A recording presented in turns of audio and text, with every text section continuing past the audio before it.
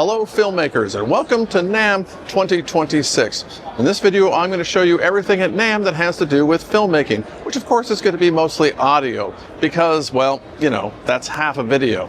Oh, and if you're not a filmmaker but you're a musician, well, you're going to want to watch that video right over there because that's the video I made especially for you, where we can look at guitars and amps and all the new things at NAMM.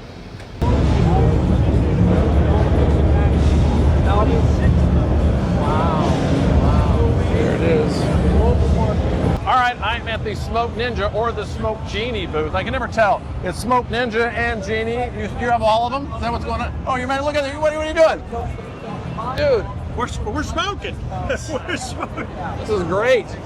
This is the SmokeNINJA Pro. It's the world's smallest battery-operated smoke machine. Yeah. Currently, I have the dry ice preset on with the dry ice sponge. Okay. So it allows you to create these really cool special effects, not only for content creation, but also atmospheric effects, things of that nature.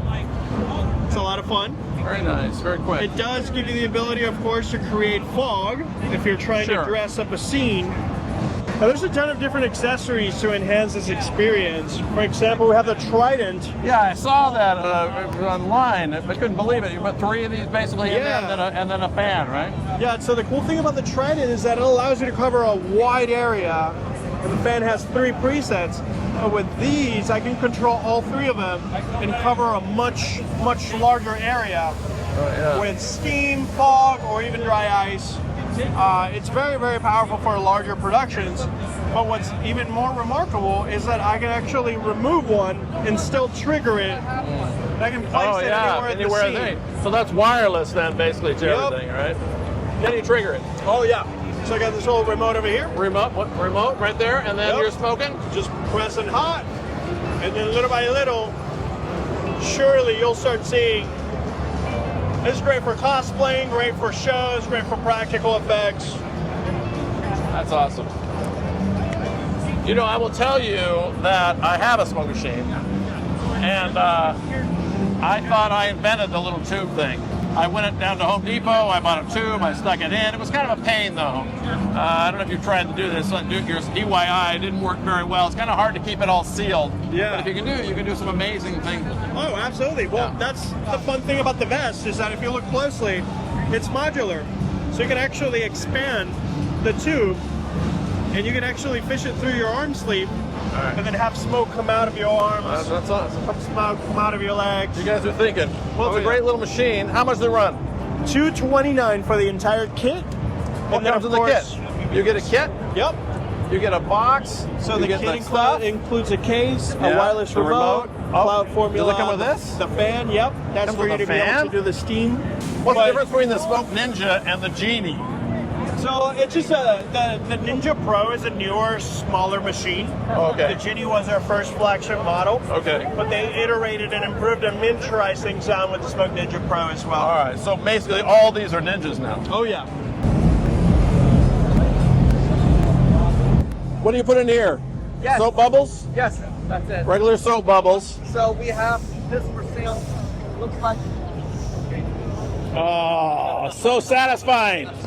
on our vest because there's like real consequences on this. So all right, so somebody took the cold bar machine and put it on your vest, and then it actually burned somebody. yes.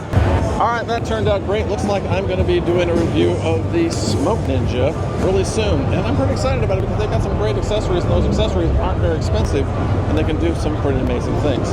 Plus, I'm getting the pitch from them that theirs is a lot safer than their competitors. So we'll test that out as well. Well, I'm going to test that out. Am I going to do something unsafe? All right, we'll talk about that too.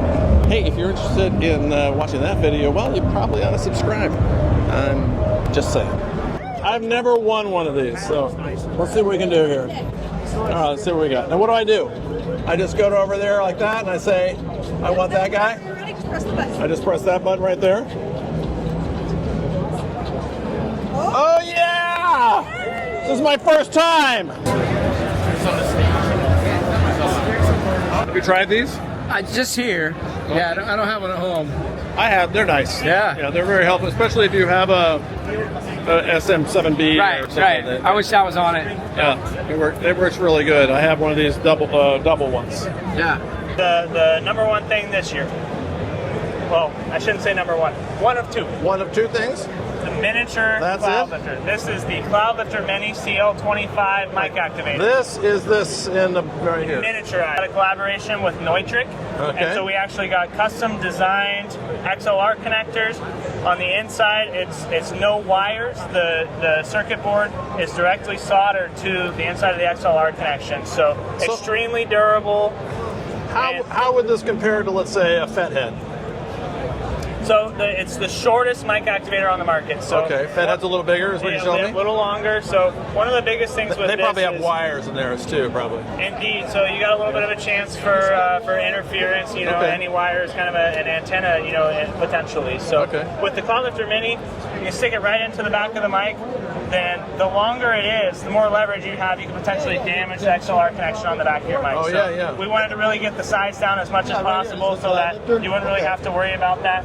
And then also, it's the same CO1 patented cloud lifter circuit. So that's awesome. The industry standard miniaturized. So basically, and you're doing that here, so you're basically letting people switch between the two and then see the difference, right? Absolutely. Same old. So this is the original, and then we've got the other kind of feature-rich models. We've got the Z with the variable impedance and the X with the transformer as well. And so then the Cloud Lifter Mini, that's the new in the Cloud Lifter line. So great. The other thing, we've got a 500 series mic preamp. Yeah, I saw those over there. It's pretty amazing. First of its kind, the patent-pending cloud touch control. It's all high-grade telecom relays instead of mechanical switching. So it's rated for somewhere in the neighborhood of 10 times the amount of presses as what you would normally have. How much is that market? So they're pre-order right now. Released mid to late March. They're $8.99. Okay, per unit. Yeah, per channel. Yep. I'll start saving my money. Hey, thanks so much, man. Of course. Appreciate it. I scored a hat. What do you think? Not too bad. All right, we finally made it to Blackmagic Design. Yes. What is Blackmagic Design doing it? Man, any ideas? Let's see if we can find someone to help us out. See if somebody will tell us why in the world they're here. All right, so this is the new Mini Extreme ISO with their new little fancy buttons. Nice. Great things about indie trade shows, you get to be able to come over here and actually put your hands on the actual product, text it out, see what it looks like on the little screen there. Yeah, pretty nice. Do it, Blackmagic Design. I got you covered. You want? Let me know. No, you can't do it. No. Why not? Because I need PR to do that. Oh, who's that? Where's PR? That's let's see. Give me a PR guy. That's what I need to get. Oh, I see. Now Yes. I've done. Now we can do it. Right. It's official. Yeah, and you're looking for just some high level on what's new and Yeah, what's new with DaVinci Resolve, Blackmagic? Do we have anything new at all, or nothing? Should I just turn it off now, or? Yeah, right. New since when, I think, is the question, Yeah. right? Because we're constantly adding things. So while this isn't exactly one of the newest features, this is still one of the great features in DaVinci Resolve. It's using the AI tools. This is the AI Relight tool. Okay. And AI Relight, the way that I've set it up with the 2 nodes is just for speed of interactivity, but essentially it can be done in 1 node. But if you look, I've separated these nodes because I'm controlling a directional light source that I'm adding back into the scene. Into a regular scene. Yeah, so this is a regular scene. So if I turn it off, you'll see what it looks like. Where'd you get the depth information? From So AI? the depth map is actually being generated by this plugin. So AI Relight has an option to generate a surface map. Okay. So if you look at the surface map normals, here let's see. Let's turn this on. Okay. There. If you look at surface map normals, that's what we're generating with the first plugin that I've added. Okay. Only reason why I'm using the 2 plugins is because of speed. Okay. I would like this one to perform a little faster. And when I turn on the Relight preview and turn this off,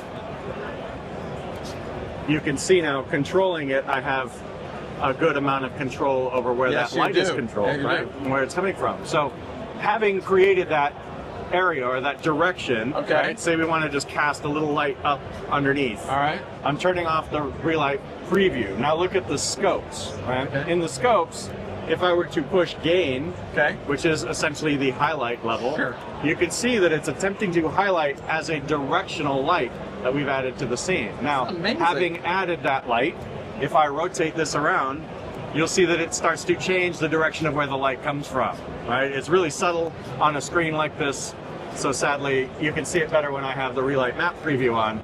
of what it's actually creating.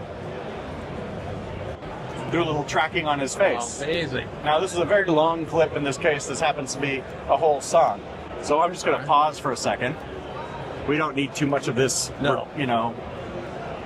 And as I zoom in... Plus, I'm low on battery. Oh, yes. I really don't want to run over your battery. Yeah, so turning the overlay on or off is just so that I can see what it's tracked. But as I rotate this backwards, you can see, right, it's following his face and his facial movements. Doing a great job. Right? All right. So what can you do with that? So now, turn the overlay off. And here, let's go ahead and move him back to a frame that I can see. What we have next is skin isolation, skin texture. We have eye, cheek, lips, forehead, chin, smoothing, saturation, forehead, smoothing. All of it. Right. So imagine in the eyes. Right. We're gonna attempt to do something. Let's get him to a solid frame where he's not moving too much. Right. So now we have like eye sharpening. We can increase the sharpen. We can add eye brightness, right? The elements of the eye itself. The eye light, we can recast some light into the general area of the eye. Amazing. So now, this has got a few elements. It's got some dialogue. It's got some, maybe we'll add some music tracks to it at the bottom, right? We've got a little music track. We can go up to this timeline here, and from the bin, we can right-click, and we can choose AI tools, right? Audio transcription, we can transcribe it. That's one of the AI tools we have. As a clip, we can create a bin from it, but we also have this amazing option here. So watch, we'll use our option again, and we're going to create the assist. So when we go to the timeline, we're on a timeline itself, timeline, AI tools, audio assistant. When I select audio assistant, it brings up the dialog box, and then all I have to answer is where I'm delivering it to. So is it a YouTube or a Netflix or a Disney? That's awesome. And then I click auto mix. Well, I can go through the auto mix for you. It's going to take a minute or so. That's all right. But you can see some of the great tools that we have. This is awesome. I edit in Final Cut. What am I doing here? I should have switched over years ago. I have a feeling you'll be able to do that. You've been killing them for years and years and years now, and every time I come to the Blackmagic booth, I go, why am I still... First, I go back to Final Cut, the original one, back in the 90s or whatever. Yeah, I go back always on that one. So that's awesome. So here you go. It's nice to see. There it is, the deliverables done. Right? It changed all of these attributes. Yeah. It gave me a full mix, including transitions, including dialogue and voice isolation. Man, you're great stuff, right? You're killing it. You're killing it. Thanks so much. Thank you. I'll leave it with you. All right, well, I made it. I made it all the way to the Shure booth. Let's go find out what kind of microphones they have and if they've got anything new.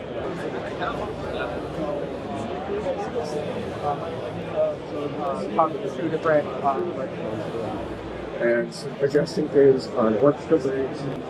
Of course, there's the SM58, but my favorite microphone, the SM58 Beta. Yeah, I think it sounds a lot better. Of course, you think go up and up in price as we go all the way up. This one's not too expensive, the 87, but this one right here, I think it's like $900 or something. Not really ready to spend $900 when this microphone right here, well, it's been pretty good to me.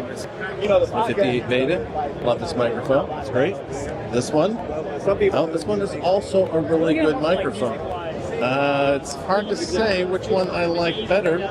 I would have, maybe this is a little bit cleaner. Let's try this one. Or the Beta. That's pretty good. Beta is very good. Liking that. Thank you.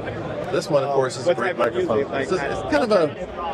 It's in here. Is this like a 57 beefed up or something, or what is this? No, this is its own capsule. This is a condenser microphone. All right, and this is the KS-M9. Also, how much is this part?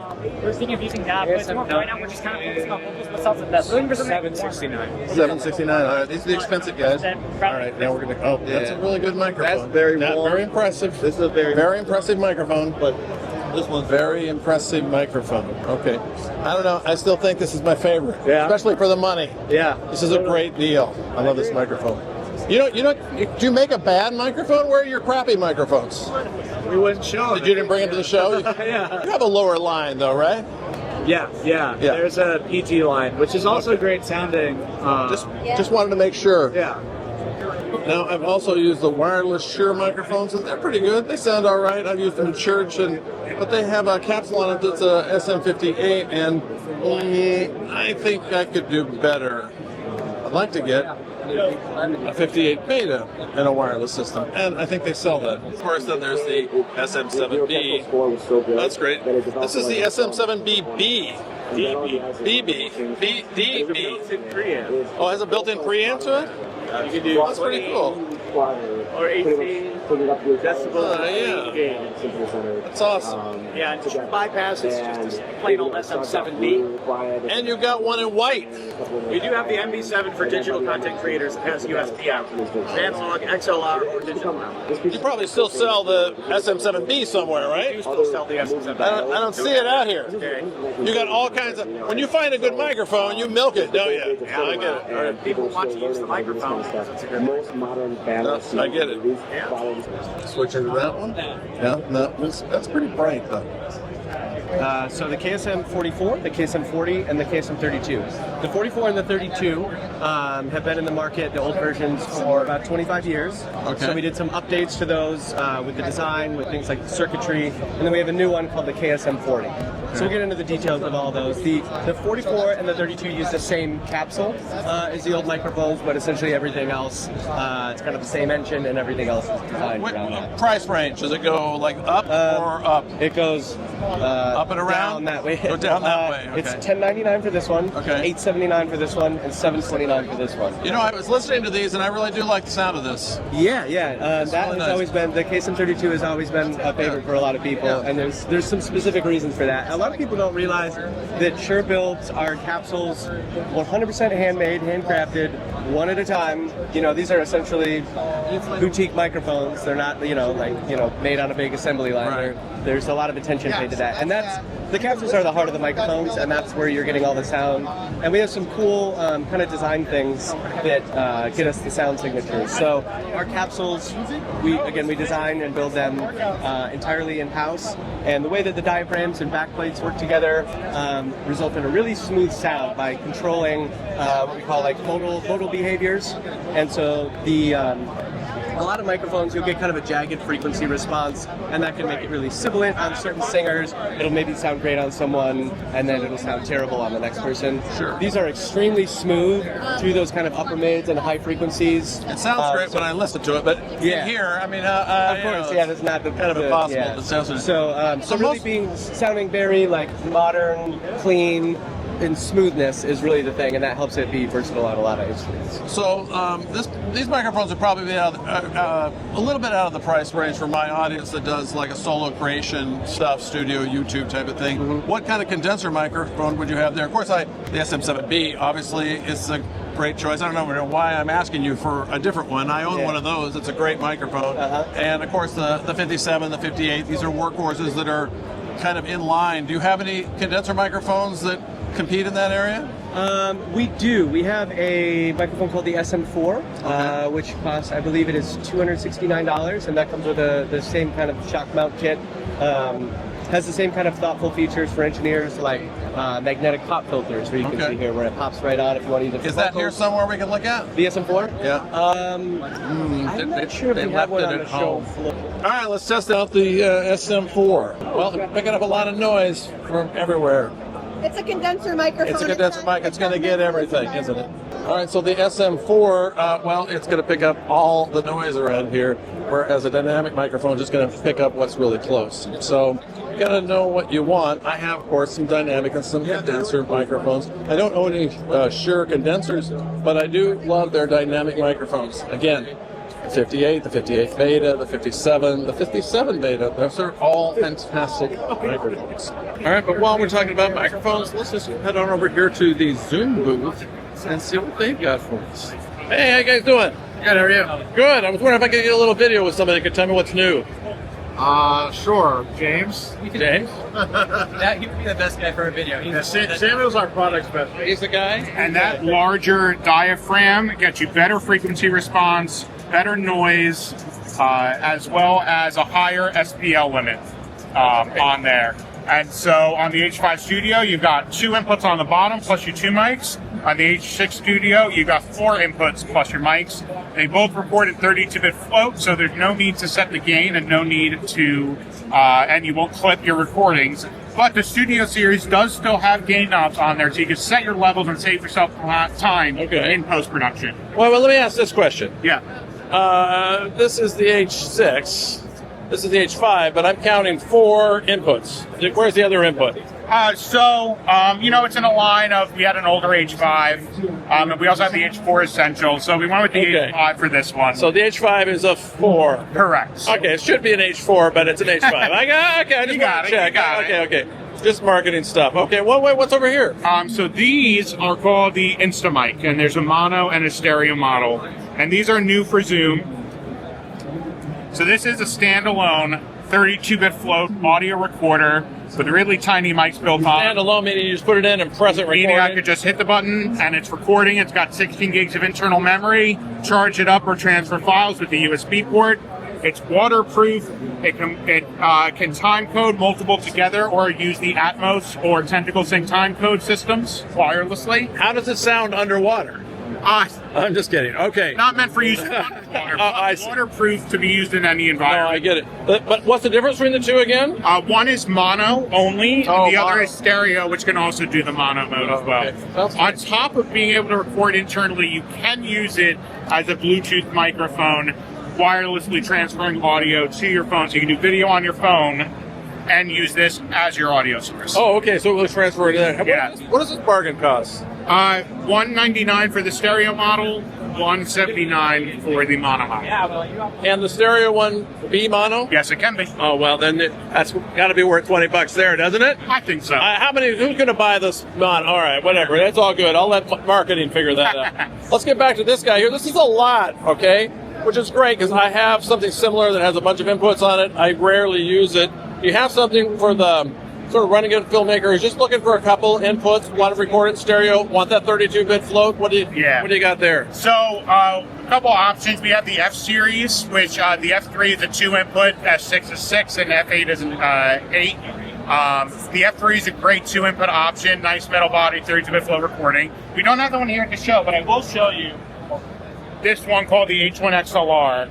This has 2 mic inputs on the top. Yeah. You can switch it to a line level input if you wanted to.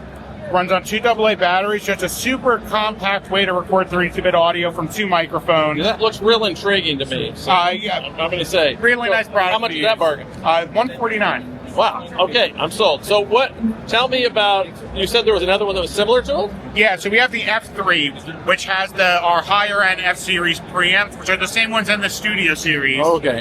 In that F3. This one, the H1 XR, has excellent preamps, but not quite as high quality. But not quite as excellent. I get it. All right. How much is the more excellent one? The F3 is $349. $349. Yeah, it might be worth it. I was like, you can't really test it out can I? All right. Well, this is awesome. I love all these handheld things. You got something for everyone here, don't you? Yeah, this is the Essential series. So you've got the H1 Essential with just the 2 mics up top, the H4 Essential with the 2 inputs plus the 2 mics, and then the H6 Essential with the 4 inputs and the 2 mics up top. All right, but we really bump up in quality from preamps and microphones when we go over here to the Studio Series. Absolutely. All right, and prices on these again? Is $399. What a deal. And $349. Oh, man. That's awesome. That's really well priced for such an incredible unit. Absolutely. That's great. Hey, thanks so much. Thank you very much. All right, Brian, we're here at the Tascam booth. I finally found you. Your booth's a little smaller than it's been in years past. It is a little bit smaller, but nonetheless, speaking of smaller, look at this thing right here. This is what I'm most interested in. What is that? This is our FR AV2. This is designed to work with any camera setup, so this is the perfect for filmmaking. You've got your 32-bit float recorder is what this is. All right. Two channels. Yeah, 2 channels. It records to micro SD. You've got your 2 XLR 1/4-inch combo input plugs right here, and super easy to get around on and use over here. But pretty straightforward. I mean, it's easy to use, and again, I mean, this is. How do the preamps compare in that to, let's say, this guy right here? Because I happen to own. Very similar. I happen to own this guy right here. Yeah, very similar. Yeah. They sound. I mean, you're not going to know. Because this is a lot of They overkill. sound amazing. Yeah, I don't really need this on set, and this is a lot heavier, I think.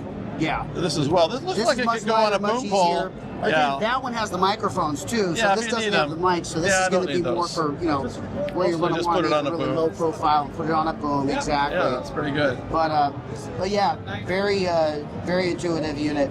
Super easy to use. You got your time code in right here. And what does this run? This is for, I believe, let me double check, I believe 429. Just make All right, sure. close enough. With the tariffs, it'll be That's it. 450 by the end of the week, I'm sure. Yeah, right. All right, so that's a great little unit. So for filmmakers, you got this. Then of course you've got all kinds of different. You've got a 6 and an 8 input, and then this guy here for a little more professional level, right? Yeah, this one here is the one that you have the touch screen. Does it have the same preamps as this? Yes. Oh, okay. Yep. And I'll show you this one. This one here is also, you can daisy chain these together as well. So if you needed to get more inputs, more microphones. Okay. That's one of the cool features on this as well. Touch screen on this one as well. And it's also an audio interface. Okay, audio interface. And then on the side, you got 2 XLRs there. We got HDMI. So what's going on there? Yeah, so the HDMI is how you would sync these together with a time code. And okay. And then HDMI is for time code. Yes. And one of the cool things about the FRAV2 and the FRAV4 is the ability to use the software, which is what allows you to use your iOS device to monitor levels of 4 of the devices at the same time. I've done that. That's awesome. You can do that on this one as well. And I owned this one a long time ago. It's still a workhorse. I mean, it does a great job. Yeah. But this does have 32-bit float. These are all 32-bit float. This one here is only 24-bit. Excellent. Appreciate it. You're welcome. A little smaller than some of your booths. A little smaller than NAB usually. Oh, you're making me up with a competitor. I'm sorry, man. No, you're good. That's all I got. I'm looking for a better one. There's I get some RF interference on this sometimes, so I'm looking for a new mic because it's kind of a little old in the tooth. All right, let's do it. All right. All right, tell me about this thing. This is it right here? Yep. So that's our your flagship and greatest. Yep. All right, Lark Max 2. So you can see this guy right here. All right. You got 8 gigabytes of internal recording on this bad boy. Yeah. Click it and it starts going. 32-bit float audio, so better small, audio light, quality. Very nice. Small, light. And the kit, you get this little USB-C to 3.5 adapter as well, so any of your wired labs. So I can do both. So if I want it, I got it. And if I don't, I don't. I just put that on there. Yep. And then you can 3.5 out. We have an additional hot shoe adapter. Awesome. You need. Unreleased. Awesome. My Sony camera. Oh yeah. Wireless audio monitors. Wait, I can monitor my audio from this thing right here with these monitors. Yep. That's our camera receiver right there. And of course, USB-C or a Lightning receiver for your phone. That's awesome. That's awesome. Yeah, that's you got a bunch of other things here too. What, you got your own camera? What is that? Oh yeah. You do not have your own camera. Venus Live Air. So that's our 4K 30 live streaming camera. One over 1.3-inch sensor. Throw your streaming credentials right to the camera. Go live right from the camera. That's awesome. I didn't know you. Out, How long have you had a camera? Have I just not been paying attention? So we've done some cameras in the past. This one came out about 4-ish months ago. Okay. And then this little guy right here, the Lyra 4K 30 webcam. This one came out probably about 2 months ago at this point. Oh, you guys have been working while I've been away. Okay. Oh yeah. And then of course you've got your headphones, which you're famous for, right? SE Pros. But you don't have them all here. You're a small booth. A few little things that people. Is this the I don't want to say the bottom of the line, but is it the least expensive then of your? These are our most affordable. Yeah, affordable. That was the word. That's the word we use. Cheap was the word I was going to use. Yeah, okay. we don't say that here. Yeah, I understand. All right. Our most affordable ones are right there. The SE Pros. You can get up to 11 units working at the same time. No base station, no belt pack. And then you got a whole kit that's the same thing, but for a handheld, right? Yeah. So that is an unreleased product. We're calling it the Mellow P1 right now. That is a microphone. Then you see a little sound card here that it connects to wirelessly. Yeah. Some wireless audio monitors as well, and a little remote with some preset sounds as well. All connects to the sound card there. That's gonna be awesome. The Mellow P1. Mellow P1. Yep. What's that down there? That's awesome. And of course, you've got your wireless video transmission. Yes. Some more unreleased stuff over here. More unreleased stuff. Yep. So this is our Pyro Ultra. It's gonna be the next step up in our Pyro ecosystem.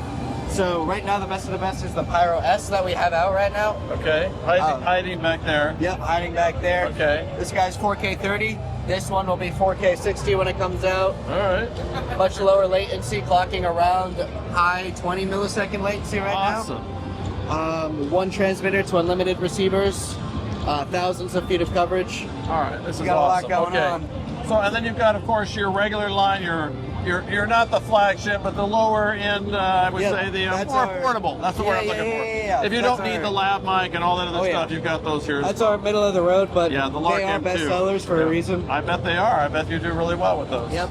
Everybody loves the magnets on the M2s there. And they love this little thing. This tiny. That's a nice little magnet as well with a little necklace. That right here is the necklace, and then this is the guy here. Yep. The magnet. Oh yeah. Yeah, these two magnets are the same actually, so that's where it went. And then if you just connect it to the back. Yeah, just like that. Just wear that, yep. Fantastic. How you doing? Mark Arnett. I met you here like 3 years ago. Yeah. I had pizza. Oh, yes. We had pizza together. It was maybe 2 or 3 years ago. I didn't remember how long ago it was, but I wanted to let you know. 2 NAMMs ago. 2 NAMMs ago. Yeah.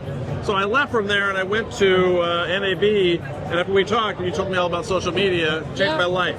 Yeah. I got cards from all the social media people, and now I'm getting sponsored from all the people that I work with. I wanted to thank you for that. Yeah, it's good. It's good. How things going for you? Good, very good. Yeah? We just announced a new product today. Yeah? The DJ Control T10. It's a 10-inch motorized DJ controller. Yeah? It's a first of its kind in the industry, so it's a big deal. Yeah. So since we talked 2 years ago, how's things going for Hercules? Very good. So 2 years ago we launched the T7, which was the 7-inch version of that, and it's been putting us in a place where we're getting in the bigger leagues now. So we're making bigger products from more professional DJs, and that's putting us in another league than before, where we were more targeted to beginners. Yeah, you were. You were telling me that. You told me how much money you were paying to these beginner people for just a few little views, and I couldn't. My mind was blown. Yeah. And so things are going good for the brand. Good. Are you getting more of a marketing budget now? Yes. Yeah, there you go. I mean, bigger product, higher price SKU needs more money to sell. So of there course. You go. That's good. Yes. Hey, thanks for changing my life. Yeah, really appreciate this. Thanks so much. All right, I'll see you next year. All right, so let me tell you, 2 years ago at NAMM, I am sitting there eating my pizza, and Victoria is there, and I start talking to her, and I find out she does social media for Hercules. And she works with influencers, getting them to showcase their product and make an Instagram reel or a YouTube video or something on it. And when I found out how much they were paying these DJs for this, I was just floored. I couldn't believe it. And she was telling me that, these aren't even the big DJs, these are the up-and-coming DJs. So I was like, okay, I need to know more about this. And so I probably spent 10 minutes asking all kinds of questions about what does a marketer do for a company, what's their budget. Their budget was like $100,000, as I recall. I was like, just mind blown. And people were getting, $3,000, $5,000 to make a little video for her, and I'm just like, okay, I gotta learn more about this.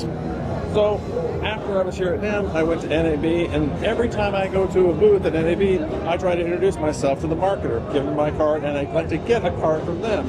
And then I follow that up, and guess what? Over the last 2 years, I have had great success in getting these companies to send me free gear, as well as sponsorships. This has just been great, and I owe it all to her. That's why it's important to just get out there and do something, because the more you do, more opportunity opens up for you. Not everything is an opportunity, and not every person you meet is going to create a big opportunity. You'd be surprised if you look back in your life, and certainly I've looked back in mine, those little chance meetings, well, they've meant a lot. So those were the only booths I found at NAMM that I thought would be applicable to my audience of filmmakers. Oh, but I'm really excited because I was able to pick up the SmokeNINJA today, and I'm going to be able to review this on my channel. They also gave me a bunch of accessories, and I'm really excited about that. So if you want to watch that video, well, you're going to have to subscribe. Yeah, I know it might be tough for some of you, but just go ahead and just press the button. It's not going to kill you.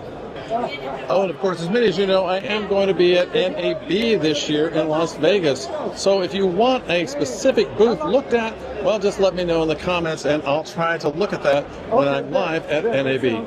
When I say live, I mean, semi-live at NAB. All right, hope to see you there. Hey, thanks for stopping by.